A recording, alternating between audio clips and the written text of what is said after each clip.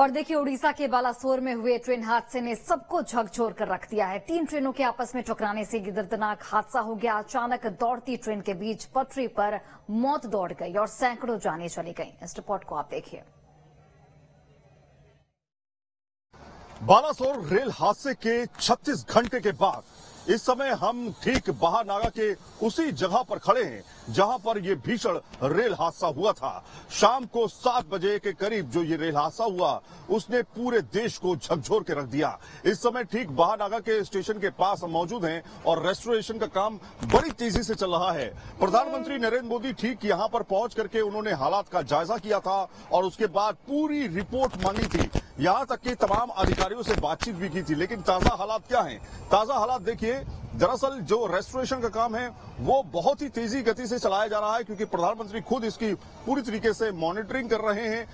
लगातार वो डिटेल्स ले रहे हैं। तमाम अधिकारियों के साथ में, मंत्रियों के साथ में बैठकें की उन्होंने और पूरे इस घटनाक्रम को समझने की कोशिश की। लेकिन किस तरह के हालात है इस समय आप देखिए। 36 घंटे के बाद इस पूरे ट्रैक को खाली किया जा रहा है, जबकि यहां पर आप देखेंगे कल के वक्त और परसों के वक्त बड़ी संख्या में यहां पर जितने भी कोचेस थे वो डिरेल्ड पड़े हुए थे। लेकिन उन कोच को अब साइड कर दिया गया है। तमाम तरीके से आप देखिए मशीनरीज का इस्तेमाल करते हुए अब तारों को जोड़ा जा रहा है। यहाँ पे देखिए आप जो इलेक्ट्रिफाइड तार थे उनको पूरी तरीके से कंप्लीट करके जोड़ा जा रहा है। पूरी ट्रैक को जो है दोबारा रिस्टोर किया जा रहा है। आपको वहां पर तस्वीर दिखाते हैं।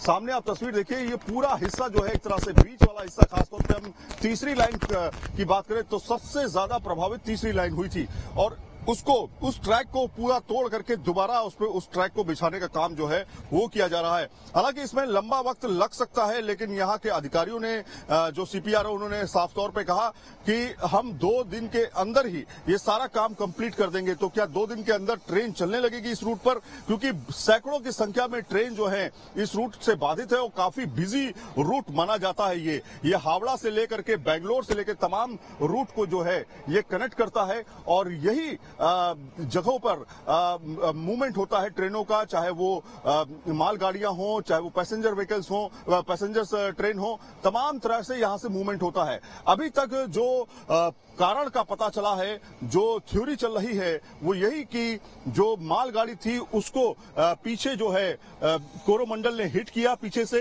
कोरोमंडल के करीब 13 से 14 डिब्बे जो थे वो उस मालगाड़ी से ऊपर फाड़ते हुए निकल गए और उसमें जो लोग सवार थे उनको कहीं ना कहीं इसकी क्षति हुई। और उसके बाद जो दूसरी ट्रेन थी, वो ट्रेन जो थी दूसरे ट्रैक से आ रही थी, उसी समय के दौरान वो भी डीरेल होती थी, यानी कि उसके 2 कोच जो है डीरेल हो जाते हैं। तो कहीं ना कहीं अभी जो भी लोग जिम्मेदार हैं उनकी जांच की जा रही है। लेकिन अभी जो सबसे प्रायोरिटी वाला काम है, इस सेक्शन को दोबारा रिस्टोर करना है, इसको दोबारा चालू करना है, क्योंकि जो बड़ी संख्या में लोग यात्री जो हैं वो वेट कर रहे हैं किसी तरीके से ट्रेन दोबारा शुरू हो तो यहां से यात्री मूवमेंट कर सकें, उसको ये कंप्लीट करना है। और बीच बीच में आप देखेंगे एनडीआरएफ के जो जवान हैं वो यहां पर आपको दिखाई दे रहे हैं, क्योंकि अभी भी कहीं ना कहीं आशंका इस बात की है कि जो डिरेल हो चुके तमाम कोच हैं उसके अंदर कोई बॉडी छुपी तो नहीं है, कोई बॉडी पड़ी तो नहीं है अभी भी,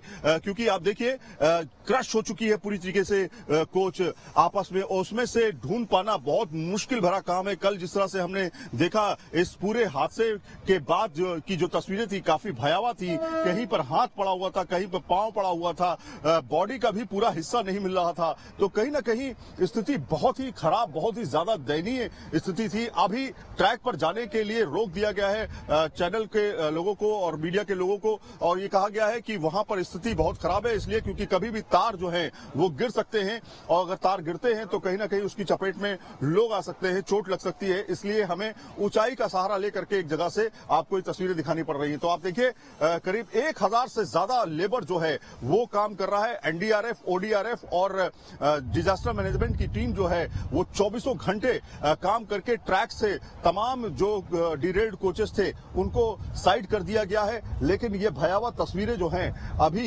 इस समय साफ होती तो नजर आ रही हैं, लेकिन कहीं ना कहीं ये अपने आप में सवाल भी खड़ा करती हैं। सवाल इस बात को लेकर के कि हम बुलेट ट्रेन का सपना लोगों को दिखा रहे हैं और हाई स्पीड ट्रेन चलाने की बात कर रहे हैं, और ऐसे में अगर इस तरह के हादसे हो जाते हैं तो उससे लोगों की जान माल की हानि होती है। और फिर सवाल खड़ा होता है कि क्या ट्रेन भी हमारे लिए सुरक्षित नहीं है। लगातार जांच की जा रही है, रेस्टोरेशन का काम जारी है। माना जा रहा है कि अगले 48 घंटे में इस रूट को बहाल कर दिया जाएगा। Video journalist Sanjay Kumar. तो बिल्कुल हमारे सहयोगी बालासोर में मौजूद थे, जहां पर ग्राउंड जीरो से वो दिखा रहे थे कि किस तरीके से रेस्टोरेशन का काम तेजी से जारी है। और आमिर हुसैन की रिपोर्ट के जरिए आपने समझा कि किस तरीके से वहां पर काम युद्ध स्तर पर जारी है। तमाम जो टीमें हैं वो वहां पर मौजूद हैं और लगातार उस ट्रैक को मरम्मत किया जा रहा है ताकि जो ट्रेनें डाइवर्ट हैं उसको किसी तरीके से दुरुस्त किया जाए। रात में हादसे वाली जगह पर भी जो कर्मी थे वो डटे रहे। कहा जा रहा है कि 1000 से अधिक कर्मी वहां पर मौजूद थे और अभी भी मरम्मत का काम लगातार जारी है। अभी हमने आपको तस्वीरें भी दिखाई। केंद्रीय रेल मंत्री अश्विनी वैष्णव वहां का मुआयना लेने पहुंचे थे और जहां पर मरम्मत का काम कहां तक पहुंचा है उस चीज का इन्वेस्टिगेशन उनकी ओर से किया जा रहा था। साथ ही जांच रिपोर्ट भी सौंप दी गई है। जो प्रारंभिक जांच रिपोर्ट बनाई गई है उसके हिसाब से सिग्नल की वजह से यह हादसा हुआ है। सिग्नल दे दी गई थी लेकिन उसके बाद सिग्नल को हटा लिया गया, जिसकी वजह से यह दर्दनाक हादसा देखने को मिला। फिलहाल ट्रैक को बहाल करने की कोशिश लगातार की जा रही है। रात में भी हादसे वाली जगह पर जो कर्मी थे, जो कर्मचारी थे वो डटे हुए थे। दिन रात वहां पर मरम्मत का काम किया जा रहा है ताकि किसी तरीके से ट्रैक को दुरुस्त किया जा सके। ट्रैक से हालांकि मलबे को हटा लिया गया है और ट्रैक को बहाल करने की कोशिश जल्द से जल्द की जा रही है। तो उड़ीसा के बालासोर में हुए ट्रेन हादसे ने सबको झकझोर कर रख दिया है। 3 ट्रेनों के आपस में टकराने से ये दर्दनाक हादसा होता है। अचानक दौड़ती ट्रेन के बीच पटरी पर मौत दौड़ गई और सैकड़ों जानें चली गई। कई परिवारों ने अपनों को यहां पर खो दिया है। हजारों सपने पल भर में पटरी पर बिखर गए। इस हादसे के बाद देश सदमे में है।